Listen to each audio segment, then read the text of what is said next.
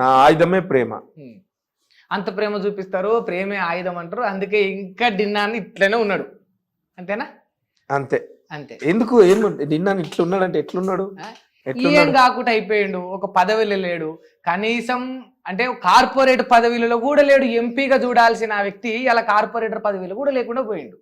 నేను మొన్నటి వరకు కార్పొరేటర్గా చేసిన. వాస్తవంగా రాజకీయాలలో ఎవరైనా ఒక కార్పొరేటర్ చేసిన వాళ్ళకు ఎమ్మెల్యే చేయాలని, ఎంపీ చేయాలని, ఎమ్మెల్యే చేసిన వాళ్ళు మినిస్టర్ చేయాలని, మినిస్టర్ సీఎం చేయాలని ఆశలు ఉంటుంది. అది ఆశపడడంలో తప్పు లేదు. అట్లా నేను కూడా కోరుకుంటున్నా. అంటే ప్రజలకు ఇంకా నేను చేయాలనే స్వార్థము, ఇష్టము, ప్రేమ, ప్యాషన్ నాకు బాగుంది.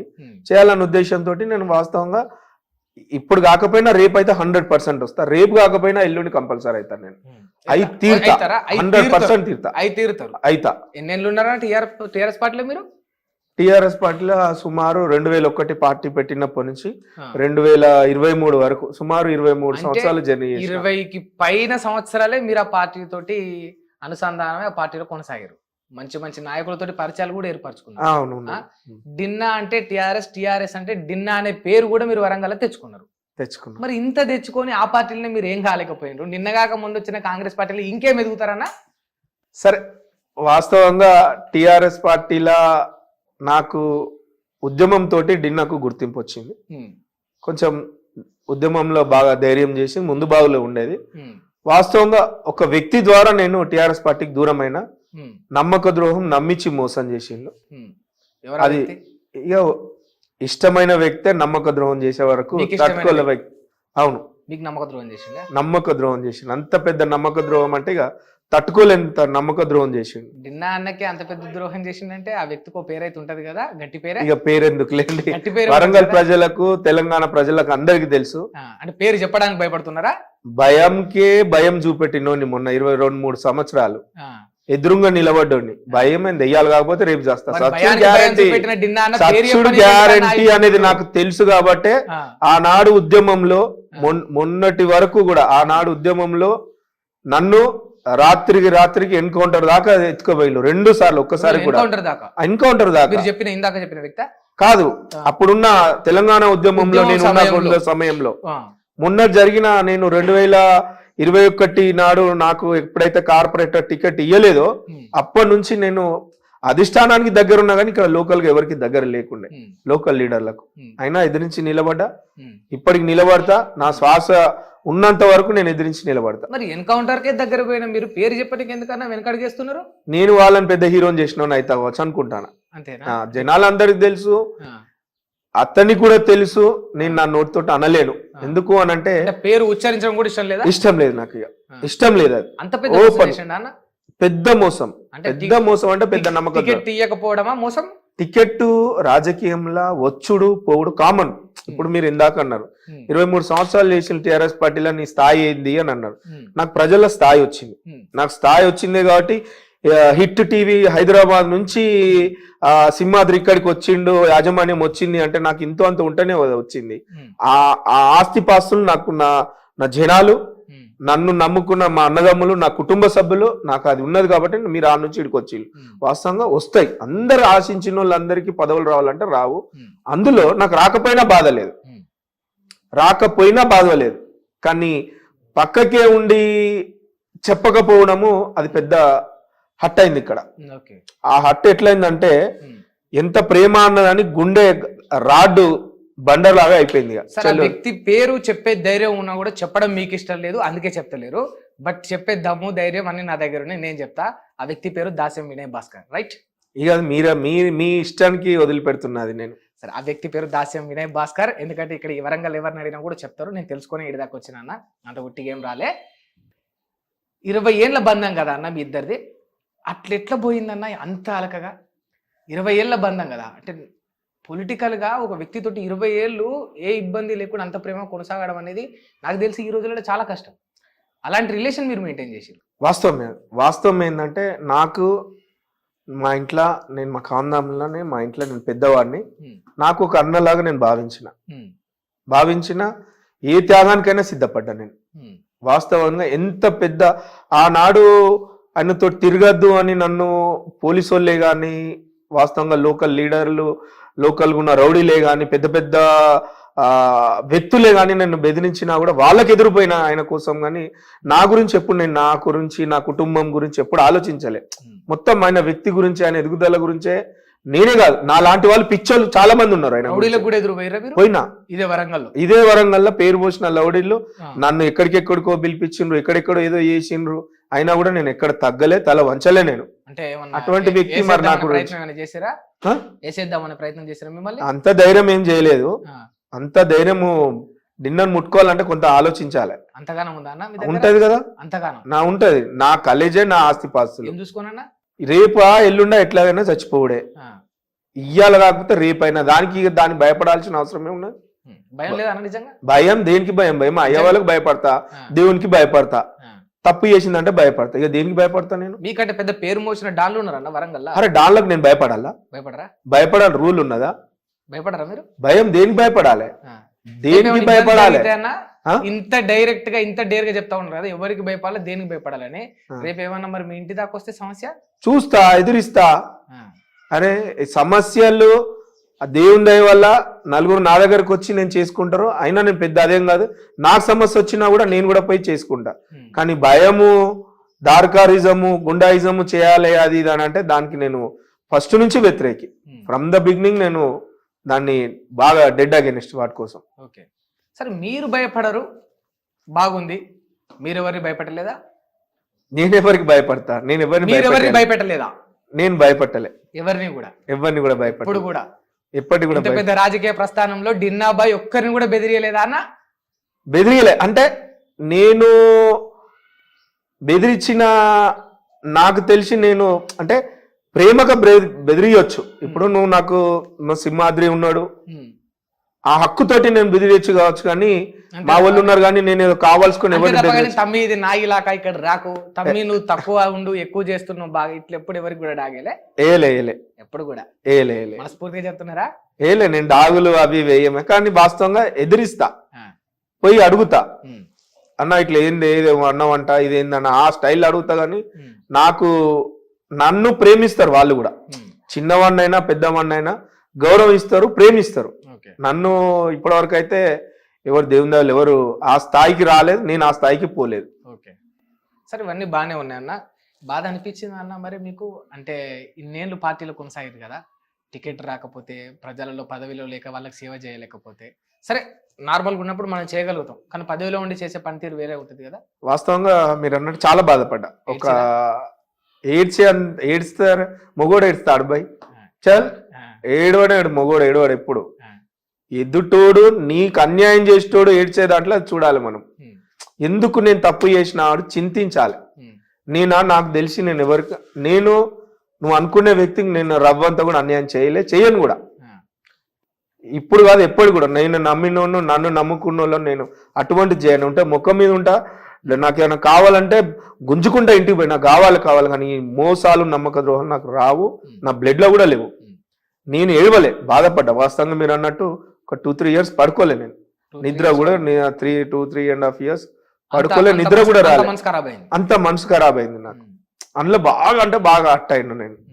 ఏంటిది ఇంత అసలు కారణం ఏంది? లేదు అంటే అయిపోతుండే కదా, నేను ఉండేటోని కదా, చేసేటోని కదా, అది అని. కనీసం మీకు ఇంటిమేషన్ కూడా లేదు. రాకపోతే నేను చెయ్యాలనే లేను. ఆల్రెడీ కార్పొరేటర్ చేసిన, ఎవ్వరు లేనంత పేరు సంపాదించుకున్నా, ప్రజలంతా దీవించున్నాను. ఇప్పటికి కూడా ఈ 5 divisionలలో ఎక్కడికి పోయినా కూడా నన్నే కార్పొరేటర్ అనుకుంటాడు. నా అదే అలవాట్ల రోజు మార్నింగ్ వాక్ లో నేను అందరిని కలుస్తూ ఉంటుంది. నా సమస్యలు ఉన్నా కూడా ఇంటికి వస్తారు, ఆఫీస్కి వస్తారు, నేను వాళ్ళ దగ్గరికి పోతా ఉంటా, నాకు తెలిసినంత తీరుస్తా. కానీ పదవిలో ఉన్నప్పుడు చేస్తే కొన్ని పనులు అయితే కొన్ని కావు. అధికారులు కూడా వినాలండి. అధికారులు కూడా నాకు ఎట్లుంటారు అంటే, మా బ్రదర్, మా తోటోడు, ఆనాడు వాళ్ళు మేము అందరం కలిసి ఉద్యమంలో కలిసి చేసినాం. ఆ బంధంతో ఏ డిపార్ట్మెంట్లో అయినా సుమారు 42-46 డిపార్ట్మెంట్లో ఎవ్వరు కూడా నన్ను వాళ్ళ మనిషిలాగానే భావించి చెప్పంగానే పనిచేసి పెడతా ఉంటారు. బాగానే ఉందన్న. ఇందాక ఒక మాట అన్నారు కదా, నాకు ఎవరైనా అన్యాయం చేస్తే నన్నేమైనా బాధ పెడితే నేను ఏడువా, ఎందుకు వీనికి ఇట్లా చేసినా అనే అవతలోడు బాధపడితే టేడ్చేటట్టు చేస్తా అన్నారు కదా, అట్లా చేసిరా? మరి చేసేసిరా? అదేందో నేను చెప్పనా? చెప్పండి. ఒడగొట్టిరు కదా ఎమ్మెల్యేలక? నేను ఇక్కడ కూడా కొడతా, జనాలు కాదనకన్నా అదే అన్న. అదే అంటే మరి నువ్వెట్లా అనుకుంటావు? ఇక్కడున్న జనాలు అడిగినప్పుడు వాళ్ళు చెప్పిండ్రు అదే తీసుకొచ్చి ఈడ చెప్తున్నా. అంటే ఒక్క మనిషి డైరెక్ట్ పోయి ఓడియాలే గెలిపియాలని అవసరం లేదు, మౌనం కూడా కొన్ని ఎన్నో పని చేస్తుంది. డిన్నాబాయి ఇవాళ దాస్యంకు సపోర్ట్ చేయకపోవడం, ఆ మౌనంగా ఉండడమే సరిపోయింది ఆడికి ఆ ఓటమికి అంటారు, అంతేనా? ఇక వాళ్ళు అనుకుంటే దానికి ఏం చేయలేను. ఇప్పుడు రాజకీయాల్లో గెలిపోటే కారణము కామన్, అది అయితేనే ఉంటది. కానీ నా వల్ల కొంత ఇంపాక్ట్ పడ్డది. రాజకీయాల గెలుపోటములు కామనే అన్నా, కానీ ఆ గెలుపు ఓటములకు కారణం కూడా ఒకటి ఉంటది. ఆ కారణం ఇక్కడ ఓటమికి డిన్నే కాదు, చాలా కోణాలు ఉంటాయి. మెయిన్ ముఖ్య పాత్ర వహించాడు. నేను ఒప్పేసుకున్నాడు అంటే కాదు, కానీ మౌనంగా ఉండిపోయినా చెయ్యలే. ఓడిపోవాలని అనుకున్నారా? ఓడిపోవాలని అనుకోలే, ఓడిపోవాలని అనుకోలే, ఎదుటోడు గెలవాలని కోరుకున్నా. ఇక అదేంది ఇదేందన్నా భలే చెప్పుడు ఉంటది. ఇది ఎదుటోడు గెలవాలి అనేది నేను వాస్తవంగా కోరుకున్నా. నేను ఓడగొట్టాలంటే నేను డైరెక్టే వచ్చి తిరుగుతా, ఓపెన్ గా వచ్చి తిరుగుతా. వేరే పార్టీలో అప్పటికప్పుడే తిరిగి ఇగో ఇన్ని ఉన్నాయి నేను మాట్లాడాలంటే. నేను ఎప్పుడు ఎక్కడ మాట్లాడలే అనలే. ఇప్పుడు నువ్వు ఇందాక అన్నావు కదా, నన్ను ఏడిపియాలని చూసిన వాళ్ళను వాళ్ళు ఎందుకు మిస్ అయినరా అని వాళ్ళు దిగులు పడి ఏడవాలని అన్నది వాళ్ళ అంతరాత్మకు తెలుసు, నా అంతరాత్మకు తెలుసు, పైన దేవునికి తెలుసు. ఎంతో మించి అయితే ఏముండదు కదా. నేను ఎంత హట్ అయినా, ఎంత కుమిలిపోయినా, ఎంత బాధపడ్డా, మానసికంగా ఎంత ఆవేదనకు గురైనా నాకే తెలుసు. ఆ ఆవేదన వాళ్ళకు దేవుడు చూపించిండు అనుకుంటాను నేనైతే. ఎమ్మెల్యేని ఓడగొట్టి ఇంత నిమ్మలంగా ఎట్లా కూర్చుంటున్నావా? ఎందుకు ఎంజాయ్ చేస్తా నేను, అంతేనా? ఎంజాయ్. రోజు చౌరస్తాకు వస్తా, ఎవరినైనా అడగండి. ఫ్రమ్ ద బిగినింగ్ నా కాలేజ్ ఉన్నప్పటి నుంచి హన్మకొండ చౌరస్తాలో అంటే అలా ఛాయలు కూర్చుంటా, ఓ 50 మంది అందరూ, అన్ని డిపార్ట్మెంట్స్, అంటే రిటైర్డ్ పెద్ద మనుషులు, మీలాంటి ప్రెస్ వాళ్ళు, కాలేజ్ పిల్లలు, ఆటో కార్మికులు, పండ్ల కార్మికులు, పండ్ల మెటల్ వాళ్ళు, గెజిటెడ్ ఆఫీసర్స్, అన్ని రకరకాల పబ్లిక్ చౌరస్తాకు వస్తుంది. ఆడికి వచ్చి మేము ఛాయలు తాగుతాము, పళ్ళు తింటాము, గ్యారెలు బజ్జీలు తినుకుంటాం, 12 గంటల దాకా ఎంజాయ్ చేస్తాం మేము. నేను ఎందుకు ఎంజాయ్ చేస్తా? ఒక్కనే నిలబడతాను నాకు. థ్రెట్ భయం దేనికి? దేనికి భయం? భయం దేనికి? ఏదో ఉందన్న, డిన్నా అన్న వెనుక ఏదో ఉంది.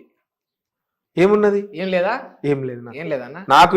నాకు నా తల్లిదండ్రులు ఇచ్చిన పెంపకం, ఆస్తి పాస్తులు అవేనాయి. అంటే మాటలలో ధైర్యము, ఇంత సూటితనం చూస్తుంటే అట్లా అనిపిస్తలేదు, ఇంకేదో ఉన్నది. ఇంకా ఏదో అంటే మరి నాకు తెలిసి నాకేం లేదు.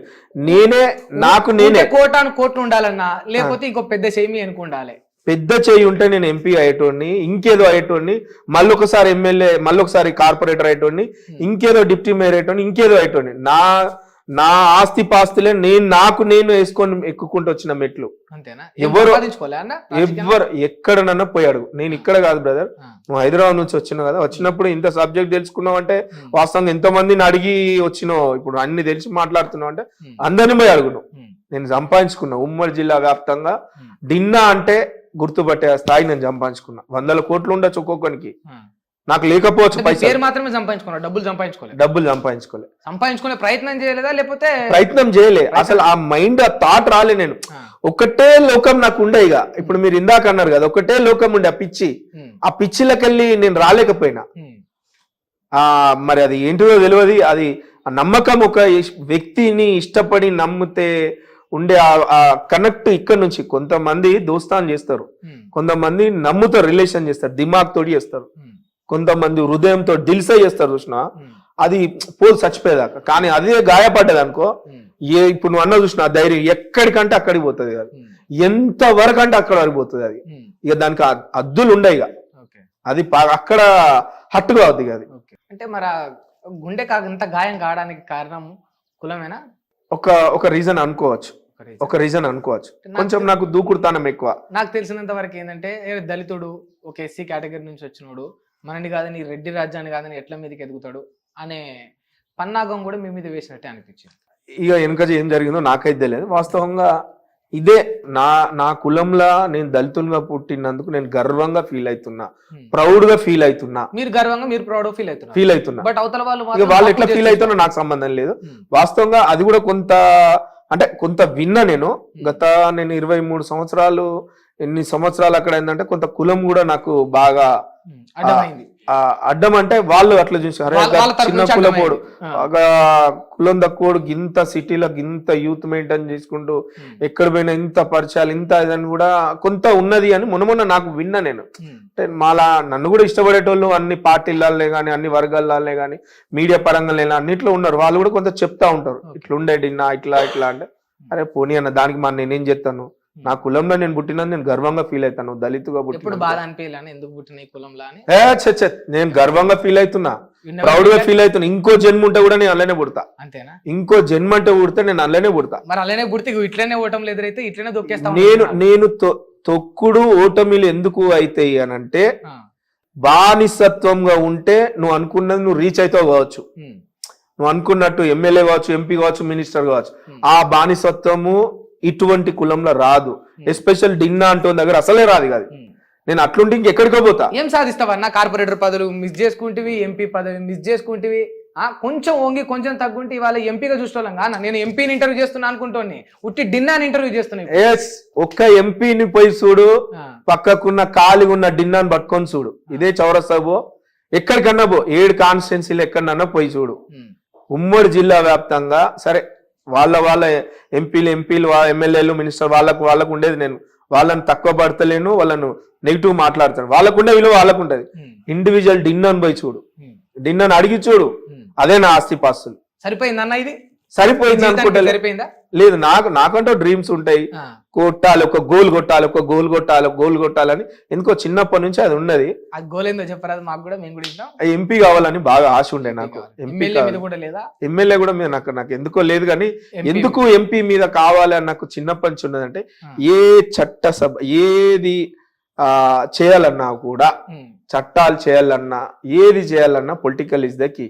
అది పెద్దల సభలే గాని పార్లమెంటే, రాజ్యసభ, పార్లమెంట్ లా ఇవే అది మెయిన్. అది అక్కడ ఉంటే చట్టసభలో మనం కూడా ఒక యాంగిల్ కూడా కావచ్చు, ఒక వెపన్ కూడా మనం అలా కావచ్చు ఏదైనా చేయడానికి అనేదాన్ని. నేను కొన్ని బుక్స్ చదివిన చాలా మని. అందులో కొంచెం నేను ఓహో ఇది సాధించిదా, ఓహో ఇట్లా మనం ఉంటే మనం ఇలా ప్రశ్నించవచ్చు, ఇది మనం ఉంటే ఇది మనం సాధించవచ్చు, ఆహా దీనికి ఒకటి పొలిటికల్ గా అది ఉండాలి అని. వాస్తవంగా నేను నా కుటుంబం నుంచి కూడా ఎవరు రాజకీయంగా ఎవరు లేరు. టిఆర్ఎస్ పార్టీ ఎందుకు వచ్చింది, తెలంగాణ సపరేట్ తెలంగాణ, దాంట్లో కొంచెం భావజాలాలు సిద్ధాంతాలు అంటే నాకు చాలా ఇష్టం. భావజాలాలకు బాగా అట్రాక్ట్ అయిన బాగా ఇష్టంతో ప్యాషన్ తోటి ఇక అట్లా జర్నీ అట్లా పోయింది. స్కూల్ ఉన్నప్పుడు కూడా లేదు. డాడీ ఆర్టీసీ రిటైర్డ్, మేము ముగ్గురము, నేను పెద్దవాడిని. ముగ్గురు అన్నదమ్ములు, అక్క చెల్లెలు. మీరు పెద్ద నేను పెద్దోళ్ళు కొంచెం గట్టిగానే ఉంటది కానీ లోపల అంటే అనుభవం అట్లా నేర్పిస్తుంది. ఇంటికి పెద్ద పుట్టినందుకు బాధ్యతలతోటి కూడా కొంచెం ఉంటది. అది ఎంత అనుభవం నేర్చుకొని ఉంటే డైరెక్ట్ మీ దగ్గరికి నాయన ఇంటికి వచ్చి మరి మిమ్మల్ని పార్టీలకు ఆహ్వానిస్తాడన్న అంటే ఆయన అంటే లోకల్ గా ఎవరు లీడర్ల కంటే డిన్నా అంటే ఇష్టపడతారు నేను అనుకుంటున్నా.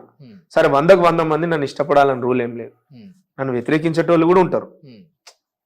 నేను నా డిన్నా అంటే 100 మందిలో ఉన్నారు, పిలుస్తారు, మాట్లాడతారు, అది చేస్తారు. అందరు నన్ను ఇష్టపడాలి, అందరు నాకు ఓటేయాలి, అందరు నన్ను గౌరవించాలని రూల్ ఏం లేదు. కొంతమందికి ఇష్టపడతారు, కొంతమందికి ఇష్టం ఉంటది, కొంత వ్యతిరేకత ఉంటది. అది వాళ్ళ ఒపీనియన్ బట్టి. కానీ నేను అందరిని ఇష్టపడతా, అందరిని గౌరవిస్తా. వాళ్ళు నన్ను ఏం నచ్చిందో, వాళ్ళు ఏమి ఇష్టపడ్డారో స్వయంగా ఇంటికి వచ్చి ఆహ్వానించిళ్ళు. ఇక కాదనలేకపోయినా నేను. మళ్ళీ ఇంకోటి ఏంటిది అని అంటే అప్పుడున్న పరిస్థితులు అటువంటిది. అప్పటికే నేను 3.5 years నేను పోలేదు లోకల్ పార్టీలో కాలే. సరే ఇక అదును పిలిచిరు అని చెప్పేసి వెళ్ళిపోయిండ్రు. మరి మీకు టీఆర్ఎస్ లో మంచి పరిచయాలు ఉండే కదా, హరీష్ రావు తోటి కావచ్చు. సరే ఇప్పుడు టీఆర్ఎస్ లో ఆయన బీజేపీలో పోయిండు, ఈటల గారితో కావచ్చు. ఇంకా టచ్ లో ఉన్నారా? లేదు, నాకు కేసీఆర్ గారితో కూడా మంచి పరిచయాలు ఉన్నాయి. నేను భోజనాలు చేసేది 2001 నుంచి టీఆర్ఎస్ పార్టీ. కేటీఆర్ అనే కానీ, హరీష్ అన్నే కానీ, రాజేందర్ అన్నే కానీ, బొంతు రామ్మోహన్ మేయర్ గారే కానీ, కర్నే ప్రభాకర్ అన్నే కానీ, ఇట్లా చెప్పుకుంటూ పోతే ఒక 100 పేర్లు వచ్చేటప్పుడు మరి ఈయన వచ్చి ఆహ్వానించిండు, వాళ్ళేం ఆపలేదా మిమ్మల్ని? అంటే ఇక నాకు ఎక్కడ హార్ట్ అయిందంటే నేను 3.5 సంవత్సరాలు ఇక్కడ ఉన్నా, పోయిన అధిష్టానాన్ని కలిసి వస్తున్నా కానీ ఎవ్వరు కూడా నాకు ఇంత జరిగిందని నా గురించి ఎవరు అడగలే. ఎవరు కేటీఆర్ కూడా ఎవరు అడగలేదు. ఎవరు అడగలే. నేను పోయి తర్వాత ఏంటిది అంటే నాకు తెలియదురా, సారీ రా, నాకు తెలియదురా అని అన్నారు. పెద్ద వ్యక్తులు పేరెందుకులే కానీ నాకు తెలియదురా, సారీ రా అంటే రా అంటారు నన్ను, తమ్ముడులాగా అట్లా ఉండి నాకు తెలియదురా, సారీ రా అది అని అన్నారు. సారీ అని 2 మాటలతోటి అంత పెద్ద వ్యక్తులు సారీ చెప్పినా కూడా మీకు కొంచెం నిమ్మలం అనిపించలేదా? నిమ్మలం అనిపించలేదు నేను. నాకు టికెట్ వచ్చుడు రాకపోవడం అది వేరు, గెలుపు ఓటమి అది వేరు, అది కామన్ పాలిటిక్స్ లో అయితేనే ఉంటే పోతాము. కానీ ఇష్టము ఇయ్యము, వస్తది రాదు, అందరు రాజకీయ పార్టీలు వేరు, నేనున్న రిలేషన్ బాండింగ్ వేరు. ఆ బంధం మిమ్మల్ని బాధ కలిగించింది? బాధ కలిగించింది. ఎక్కడంటే ఇక అసలు నాకు ఇక పీక్ స్టేజ్ లో వెళ్ళిపోయింది అది. భవిష్యత్తులో ఎప్పుడు మళ్ళీ దాస్యం వినయ్ భాస్కర్ ను డిన్నా బాయ్ ఒక దగ్గర చూడలేమా? ఇక నేనైతే నేనైతే పోనీ. నాకు అప్పుడు కూడా వాస్తవం దగ్గరకు వచ్చి సారీ తమ్ముడు దా డిన్నా అన్నా కూడా పోరా? పోను. మొన్న ఎలక్షన్ లో చాలా మంది పేర్లు చెప్పొద్దు కానీ పెద్ద వ్యక్తులు కూడా మీడియా రంగంలో కూడా ఇంకా అన్ని డిపార్ట్మెంట్లు ఇంకా వేరే ఇక చెప్పొద్దు కానీ అందరు కూడా నన్ను ప్రేమించి అడిగింది వేరు ఉన్నది, రిక్వెస్ట్ చేసి అడిగి వేరు ఉన్నది, డాగులేసి బెదిరించి అడిగినా కూడా నేను పోను. నేను అనుకున్నా, చూడలే కూడా, చూడద్దు అనుకున్నా. ఇప్పుడు ఆ ముఖానికి ఎదురుపడడం కూడా ఇష్టం లేదు నాకు ఇక. ఎందుకంటే నేను ఎందుకు ఇంత హర్ట్ అయినంటే నేను గుండెల గుడి కట్టుకున్నా. నేను ఇంత ఎమోషనల్ హిట్ టీవీ యాప్, ఇందులో short news, live news, entertainment shows, movies, digital magazines తో పాటు మీ జిల్లా వార్తలను కూడా ఫ్రీగా చూడొచ్చు. అంతేకాదు కేజీ నుంచి పీజీ వరకు విద్యార్థులకు స్కాలర్షిప్ కూడా అందిస్తున్నాం. ప్రతి వారం 10 మందికి లక్కీ డ్రా ద్వారా ఒక్కొక్కరికి 10,000 రూపాయలు అందిస్తున్నాం. ఇంకెందుకు ఆలస్యం, వెంటనే హిట్ టీవీ యాప్ ని డౌన్లోడ్ చేసుకుని ఫ్రీగా ఎంటర్టైన్మెంట్ పొందండి. Hit TV app. Hit TV app. Please download hit TV app. Hit TV app ని ఫ్రీగా డౌన్లోడ్ చేసుకుని ఎంజాయ్ చేయండి. మీకు నచ్చిన ఎంటర్టైన్మెంట్ కోసం హిట్ టీవీ యాప్ ని ఫ్రీగా డౌన్లోడ్ చేసుకుని ఎంజాయ్ చేయండి. హిట్ టీవీ యాప్ ని డౌన్లోడ్ చేసుకుని ఆస్వాదించండి, ఆశీర్వదించండి. ఇంతమంది సెలబ్రిటీలు హిట్ టీవీ యాప్ ని డౌన్లోడ్ చేసుకోండి అని చెప్తున్నారంటే ఎంత మంచి యాప్ ఆలోచించండి. అమెరికాలో చదవాలనుకునే వాళ్ళకి విశ్వసనీయమైన పేరు మన శౌర్య కన్సల్టెన్సీ. UK లో 1 year masters, UK లో 1 year masters, 2 years work permit up to 5 years visa. Contact Saurya Consultancy. Contact 89851 89851.